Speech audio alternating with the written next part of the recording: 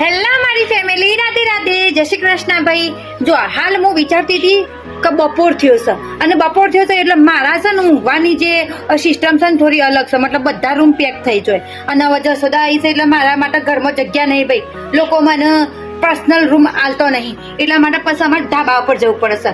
તો ધાબા પર જવું છે તો આપણે આપણો સામાન બધો ધાબા પર લઈ જવામાં આવશે. તો ચાલો ચાલો અરે આ પાણીની બોટલ નું ભાઈ ઠંડી કરવામાં આવશે એટલે આને આપણે ફ્રીજમાં મૂકી દઈશું. મૂકી દીધું ભાઈ. અને આ બરફ તો થઈ જશે અમે તો યાર આ લોટામાં તો બરફ થઈ જશે અને બહાર કાઢી દઈએ. મારું ફ્રીજ એટલું ડાયું આ બિચારું જાતે બનાઈ થઈ જાય છે. મને એટલું એ કષ્ટ આવતું નહીં.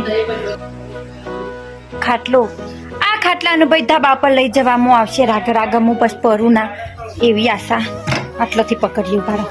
હા ચલો ભાઈ ઉમર થઈ જાય છે મારી. હવે થાકી જી હું તો. હાય રે મારી કમર. લઈને આવી હું ખાટલો. જુઓ ઓય ઊંઘવામાં આવશે. હવે બપોરે અમારા ધોમા હોય કે નથી. મસ્ત કોક ખાવાનું લાવશું. મરચું મીઠું ભભરાઈ ખાશું જો મળશે તો.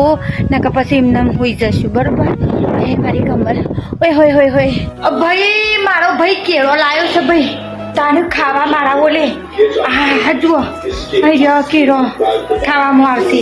હું સાંજે વિચારતી હતી કોક ખાવું મારે પણ મોકો નતો મળતો પણ હવે મળી ગયો. જુઓ હારા ભાઈ અત્યારે અમે પ્રોગ્રામ બનાવ્યો છે ભાઈ ઈડલી ખાવાનો. તો જુઓ આ રહ્યો અમારો સાંભર, પેલી રહી અમારી ઈડલી. તો મસ્ત મજાની ઈડલી સાંભર ખાશું આજ તો અમે.